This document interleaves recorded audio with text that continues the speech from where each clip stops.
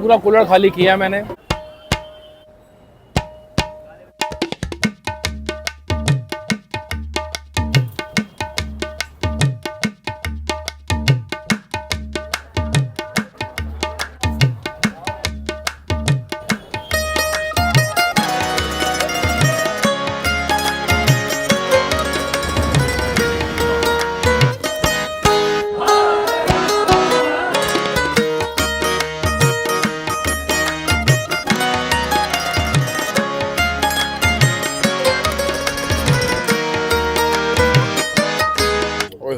क्या चीज है यार।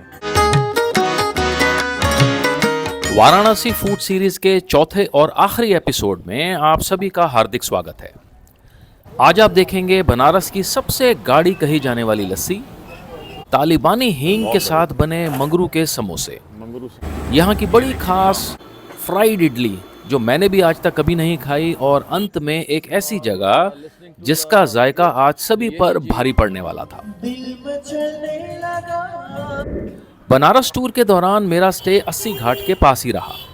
सुबह सुबह पप्पू की अड़ी पर बढ़िया सी हाजमोला वाली चाय पी और दिन की शुरुआत मैंने करी 80 के एक ऐसे जायके से जो मेरे लिए भी पहली बार का तजुर्बा था।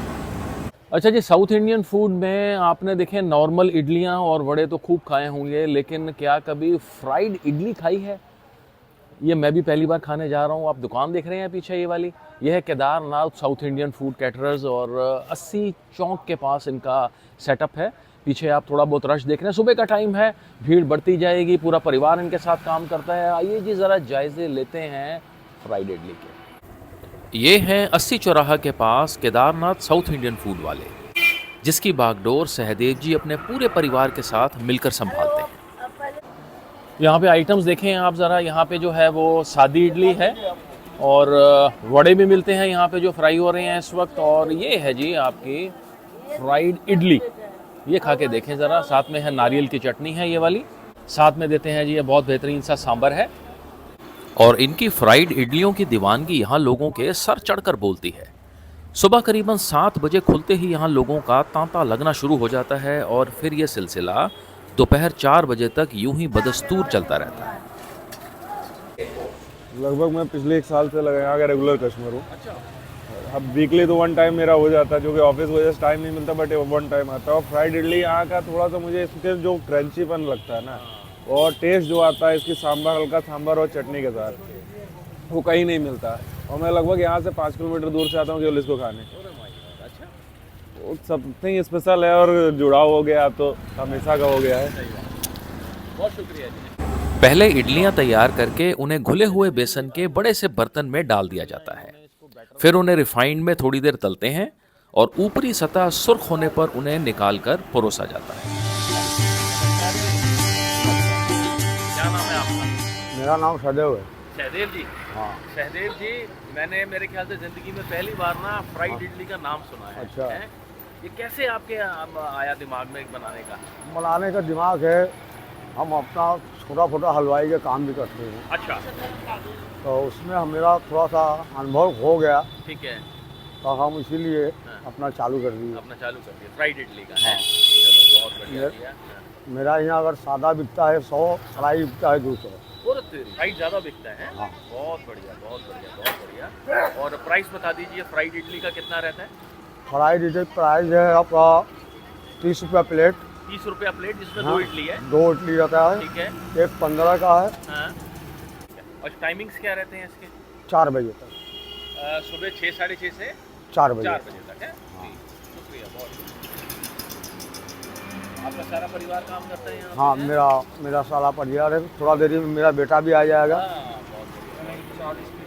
और यहाँ केदारनाथ साउथ इंडियन फूड वालों की लोकेशन की मैं बात करूँ तो 80 चौराहे के पास ये फैब इंडिया है, और उसके ठीक ऑपोजिट जो है आपको ये फ्राइड इडली वाले मिल जाएंगे। मैं भी ज़रा खा के देखूँ जी। एक फ्राइड इडली मैंने बोला है, और साथ में है चटनी के साथ। डालिए जी, ये है बेहतरीन सी चटनी। एक स्पून दे दीजिए। शुक्रिया जी, शुक्रिया, thank you.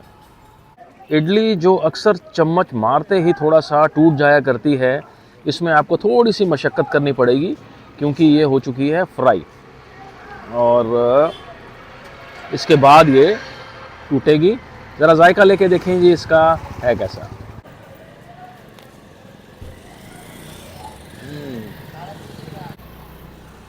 Lot of crunch. ये इडली वो इडली नहीं रही अब। आपका पहली बाइट लेते ही बेसन का बहुत बढ़िया क्रंच आता है और उसके बाद महसूस होती है आपको इडली की सॉफ्टनेस। पहले तो ऐसा लगेगा जैसे आप ब्रेड रोल नहीं खाते हम, वैसा ही टेक्सचर आता है कुछ ऐसा, और मज़ेदार सा जायका है, थोड़ा सा हटके। और अगर इडली में खेलना चाहते हैं आप बड़ों के साथ और इडलियों के साथ, तो आप यहाँ पे आ सकते हैं। और बहुत ही बढ़िया और एक उम्दा जायका। ये पुल का नाम क्या है? मैं अब चल पड़ा अपनी अगली मंजिल की ओर, जो थी रामनगर में। यहीं पर रामनगर फोर्ट भी है, जहां पहुंचने के लिए इस खूबसूरत पुल से गुजरना पड़ता है। और मेरी अगली मंजिल है जी शिव प्रसाद लस्सी भंडार। इनकी लस्सी के यहाँ कसीदे कढ़े जाते हैं। इनके बारे में मशहूर है कि शिव प्रसाद की लस्सी पी नहीं खाई जाती है। कुल्हड़ों में ये सर्व करते हैं, ताज़ा दही, उसके ऊपर मोटी मलाई की परत, और फिर आती है रेशेदार रबड़ी। यहाँ ना ये बड़ा प्रचलन है, एक तो मशीनें नहीं है यहाँ पे, और ये सारे काम मधानी से होते हैं। मधानी दिखाना ज़रा निकाल के, ये देखें। अंदर बैठने का भी अरेंजमेंट है यहाँ पर ग्लास की एक कुल्हड़ की कीमत है जी 50 रुपये। और अगर शिव प्रसाद वालों की मैं लोकेशन की बात करूँ तो ये शास्त्री चौक है, जिसमें लाल बहादुर शास्त्री जी की यहाँ पे एक मूर्ति लगी हुई है, और उसके ठीक यहाँ पे ना पास में ही है ये शिव प्रसाद लस्सी भंडार। तो बस मैंने भी जल्दी ही बिना देर किए अपने लिए एक बढ़िया सा कुल्हड़ मंगवा लिया। ये है जी शिव प्रसाद वालों की लस्सी, और इसके बारे में बड़ा मशहूर है कि ये खाई जाती है, यहाँ पी नहीं जाती। बड़ी थिक है, और आपको क्रीम नज़र आ रही होगी, रबड़ी की पूरी कोटिंग हुई हुई है उसके ऊपर। उसके नीचे है मलाई, और उसके नीचे है फिर है दही। खा के देखें जी ज़रा इसका जायका है कैसा। रबड़ी की कोटिंग इस पर इतनी ज़बरदस्त है कि आपको थोड़ा सा दही नज़र आ रहा होगा, ऊपर रबड़ी रबड़ी है। मैंने ना यहाँ लस्सी पहलवान की भी पी है, लेकिन ये जो लस्सी है ना, ये वाकई में बड़ी थिक है। इसकी कंसिस्टेंसी और थोड़ी सी हैवी है।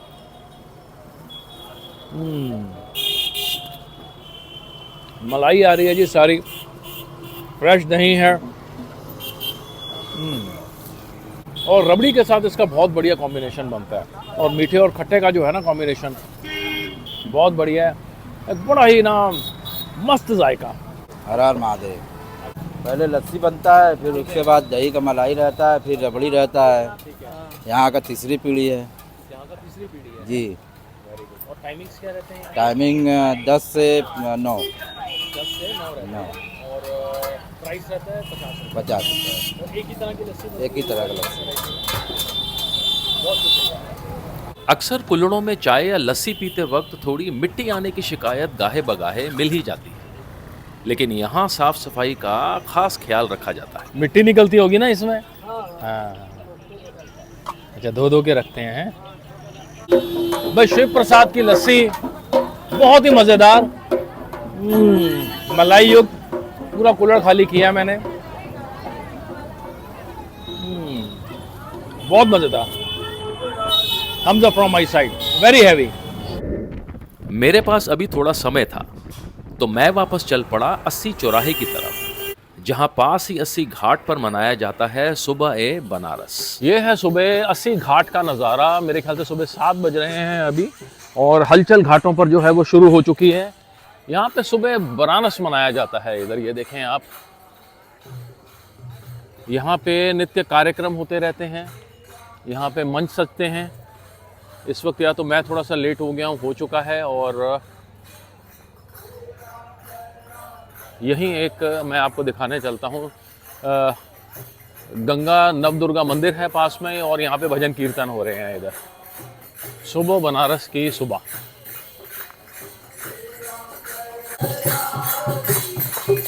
ये देखें आप,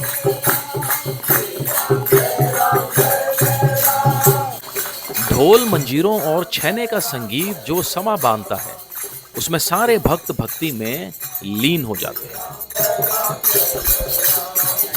और ये अस्सी घाट की वो जगह है जहां शाम को गंगा आरती होती है।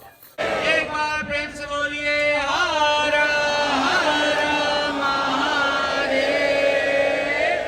ये सुबह सुबह अस्सी घाट का नज़ारा है जहां आप देखते हैं लोग भजन कीर्तन कर रहे हैं और हसल बसल चालू है यहाँ पे। रोज की दिनचर्या, चाय वाले हैं इधर।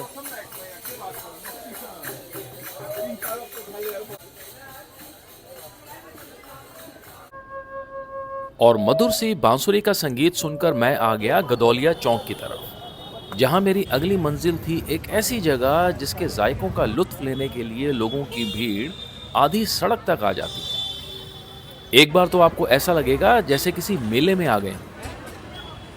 रश चेक करें जी, यहाँ माहौल दिखाते हैं अभी आपको अंदर दीना वालों का। ये जो है ना ब्रदर हैं काशी वालों के, तो वहाँ अगर उनकी टमाटर चाट बड़ी फेमस है, यहाँ पे पालक चाट का जल रहा है। आइए जी यहाँ पालक चाट खा के देखते हैं। जैसे ही आप अंदर जाएंगे तो दाईं तरफ बड़े से तवे पर आपको समोसे और टिक्कियाँ बनती नजर आ जाएंगी और इसके दूसरे काउंटर पर मिलते हैं गोलगप्पे और भल्ले पापड़ी।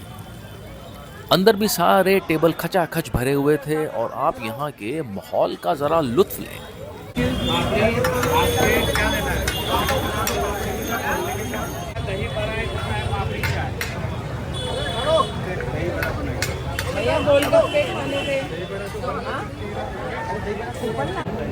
मुझे लग रहा है यहाँ भी वेटिंग होगी। लेट्स सी, फटाफट लेके निकलते हैं जरा। मिलती तो यहाँ हर एक तरह की चाट है, लेकिन मुझे यहाँ खानी थी इनकी बड़ी ही खास पालक चाट। पालक चाट है। ओके, दही डाला है अभी। दही डाले हैं, नमक डाले हैं, जीरा डाले हैं। ठीक है। ये मीठी चटनी डालना है, ये खट्टी चटनी डालनी है। ये मूली है, ये धनिया है।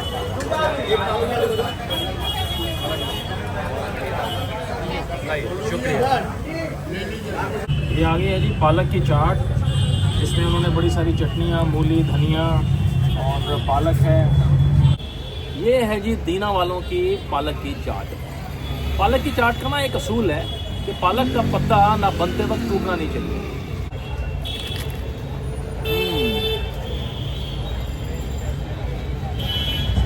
Very crispy. क्या चटनी है यार। इसको आपको थोड़ा जल्दी खाना पड़ेगा क्योंकि ज़्यादा देर चटनियों में रहेगा तो सौगी हो जाएगा।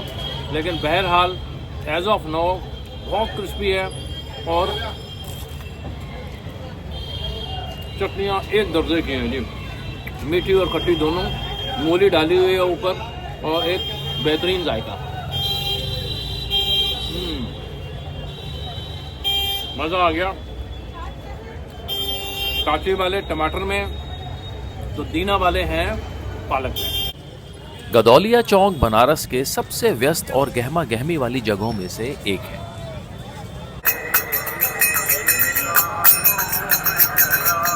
बनारस माहौल बनाता है। यहीं पास में खिचड़ी बाबा का मंदिर है जहां पर रोज सैकड़ों लोगों को खिचड़ी प्रसाद के रूप में दी जाती है।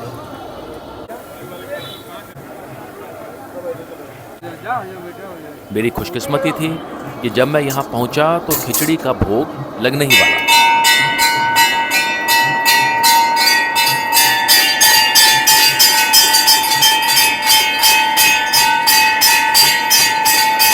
वाराणसी की असली चहल पहल देखने के लिए ना आपको इस इलाके में आना पड़ेगा। ये पीछे नंदी चौक है और ये रास्ता जा रहा है दशाश्वमेध घाट की तरफ। और यहाँ पे इतनी हसल बसल और चहल पहल रहती है, बिल्कुल रौनक वाला इलाका है, बड़ा मज़ेदार सा। पीछे मेरे आप देख रहे हैं खिचड़ी बाबा का मंदिर है और यहाँ लोग जो है इनका प्रसाद ग्रहण कर रहे हैं। बहुत ही मज़ेदार जी, और दिल खुश कर दिया यहाँ पे।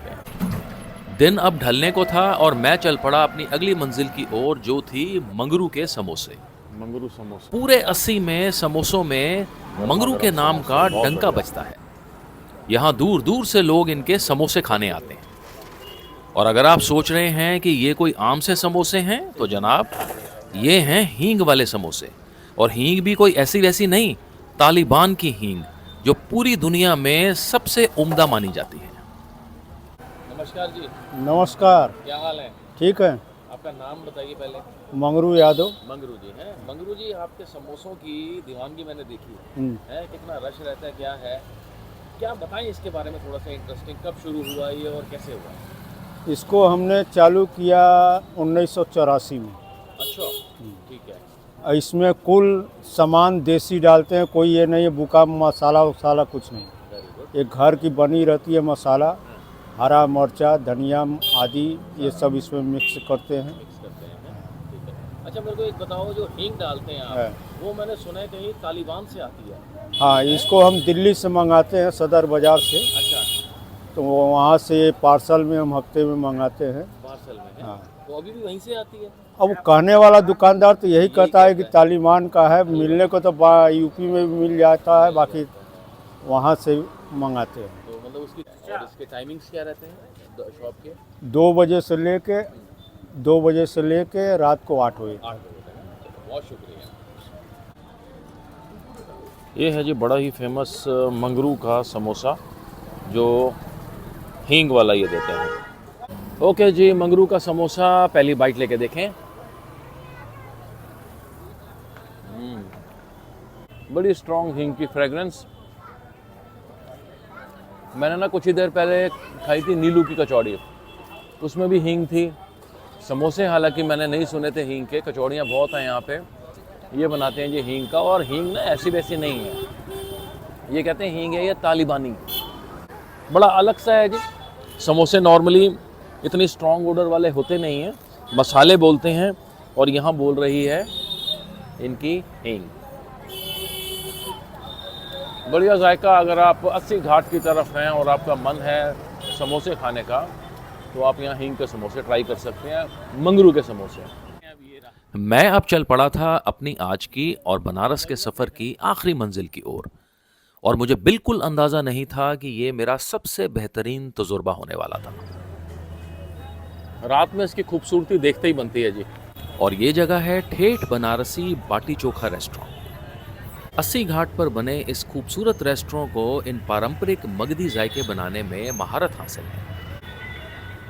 एंट्री है जी इसकी, आपको दिखाते हैं ज़रा। यहाँ पे मेनू लिखा होता है कि क्या क्या चीज़ें बननी हैं। बाटी चोखा ऑब्वियसली सबसे टॉप पर रहता है, कड़ी चावल, खिचड़ी और सत्तू, पराठा वगैरह सब कुछ है यहाँ पर। और ये एंट्रेंस है इसकी, आगे चले ज़रा। लंबे से गलियारे में जब आप आगे बढ़ेंगे तो बाईं तरफ लाइव काउंटर है, जहाँ उपलों की आंच पर बाटी पकाई जाती है। अभी 2 मिनट है ना इसको डालने में, मैं 1 मिनट ज़रा अंदर कर रहा हूँ। मैं यहाँ थोड़ा जल्दी आ गया था, सोचा आपको बाटी की बेकिंग दिखा सकूं, लेकिन पहले इस खूबसूरत से रेस्टोरेंट के दीदार कर लें। देखें आप,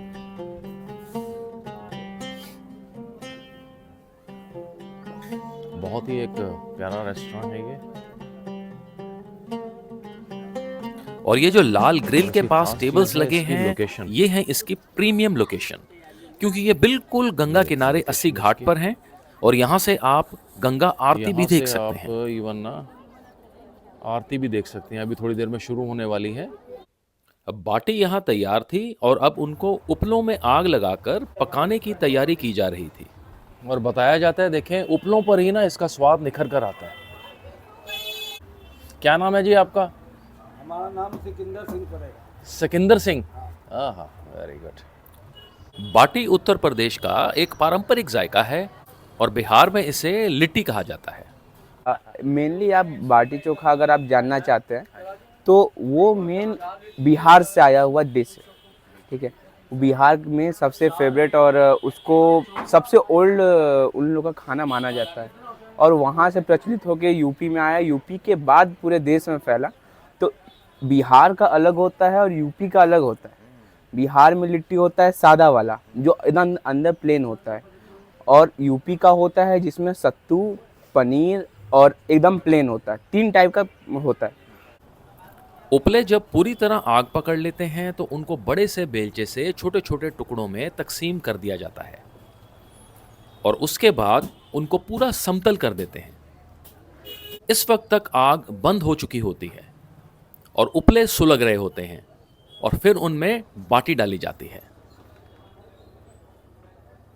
कितनी देर रखते हैं जी इसको? कितनी देर में हो जाता है ये? 10-15 मिनट में है। और मैं देख रहा था सिकंदर जी का हाथ रुक ही नहीं रहा था। वो एक एक बाटी को अपनी पैनी नज़रों से ऊपर नीचे किए जा रहे थे ताकि ज़्यादा सेक लगने के कारण वो ज़्यादा काली ना पड़ जाए। जी इस रेस्टोरेंट की ना एक और बड़ी खास यूएसपी है, आपको यहाँ पे लाइव म्यूज़िक सुनने को मिलेगा। मिस्टर रितेश हैं ये, है नहीं, और ये हमें एंटरटेन भी करेंगे आज, है ना। चलो बहुत बढ़िया। फिर आती है जी बारी बेलचे की। बड़े बेलचे से इसको ऊपर नीचे करते हैं। ये देखें आप, कितना मेहनत का काम है। एक एक पीस को चेक करना पड़ता है कि पकी है या नहीं है, उसी को उठाते हैं। फिर ये जो नहीं होता उसको दोबारा रख देते हैं।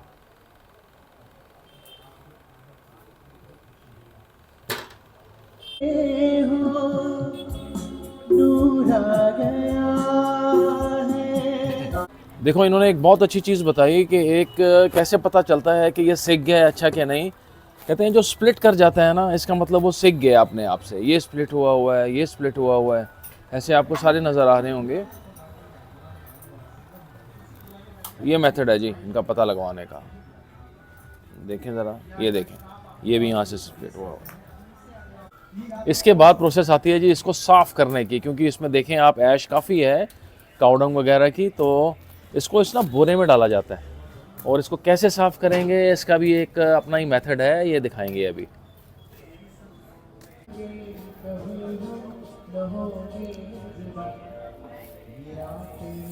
अरे वाह, ये देखें जी,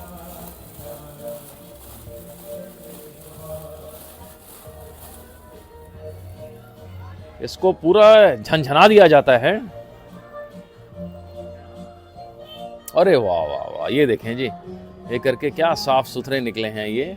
बहुत बढ़िया, बहुत बढ़िया। दिस इज अमेजिंग व्यू और listening to the beautiful old songs. और वाकई ये नदी का किनारा है जी। मैं आपको दिखाऊं, यहाँ पे मेरी जो सीट है मैंने कॉर्नर वाली ले ली है, और ये है गंगा का घाट, और यहाँ आपको नज़र आ रहा है अस्सी घाट। So lovely. It's a beautiful location out there, sitting at the corner by the river side. Amazing, amazing. पत्तल से बनी प्लेट में ये सर्व करते हैं, जिसमें पहले डालते हैं ग्रीन चटनी, टमाटर सैलेड और फ्राइड मिर्च, और फिर आता है मेन कोर्स जिसमें येलो दाल, चोखा, राइस और खीर दी जाती है, और साथ ही देते हैं 2 तरह की बाटी, एक सत्तू बाटी और दूसरी पनीर बाटी। ये जी दिया हुआ इन्होंने बेहतरीन सा चोखा, जिसके अंदर आलू है, टमाटर हैं, बड़े सारे मसाले हैं और बैंगन का है भरता। ये 3 चीज़ें मिक्स हैं इसके अंदर। मैं पहले इसका जायका लेके देखते हैं, फिर दाल खाते हैं, उसके बाद खाएंगे बाटी के साथ लगा के चोखा। ओ यार, ओए होए, क्या चीज़ है। अच्छा, जो पहला इम्प्रेशन है ना आपके मुंह में जाते ही, बाकी चीज़ें तो बाद में हैं। ऐसा लगता है आम का अचार की एसेंस नहीं होती जो, बिल्कुल वैसी है। ओ यार, बड़ी मज़ेदार चीज़ है, बाय गॉड। ये दिल ले गई आज का। छोटे छोटे आलू मैशअप हुए हैं और टमाटर की खटास और मसाले, ओए क्या चीज़ है यार, बहुत बढ़िया। अब खा के देखते हैं जी, ये दाल एक टेस्ट करके देखता हूँ मैं।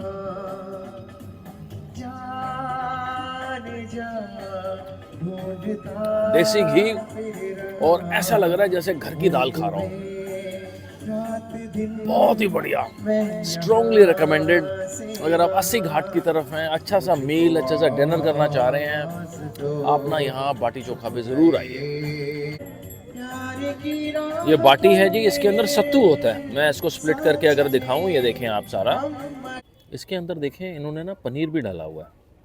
इसको पनीर बाटी बोलते हैं यहाँ पे, और चने का सत्तू तो है ही है, साथ में है पनीर है, प्याज है, और काफ़ी सारी चीज़ें हैं इसके अंदर।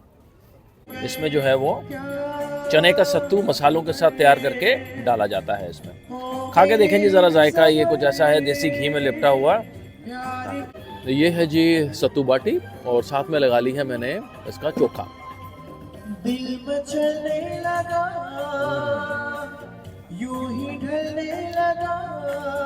बहुत बढ़िया यार। चने की ना, चने का फ्लेवर आ रहा है और कोर्सनेस महसूस हो रही है अंदर। इससे फ्रेश क्या होगा जी, बिल्कुल अभी अभी कढ़ाई में से निकली और मेरी थाली में है ये। बहुत अच्छी सिकी हुई है, एक बहुत ही आला जायका। मेरे से ना गलती हो गई, मैं 3 दिन रहा यहाँ पे, मेरा आज आखिरी है, मन कल मेरे वापस जाना है। मैं इसको डिले करता रहा, चलो वीडियो बनाऊंगा तब आऊँगा। मेरे को रोज़ यहाँ डिनर करना चाहिए था। Amazing amazing amazing. अच्छा, मैं खाना खाता हूँ और बाहर मिलता हूँ आपको। बनारस का ये 3 दिनों का सफ़र मुझे ताउम्र याद रहेगा। बनारस आपका ज़िंदगी को देखने का नज़रिया और दृष्टिकोण बदलने का मादा रखता है। यहाँ के लोग और यहाँ के जायकों की यादें संजोए मैं अब आपसे विदा लेता हूँ। अगली कहानी में जल्द आपसे फिर मुलाकात होगी, तब तक के लिए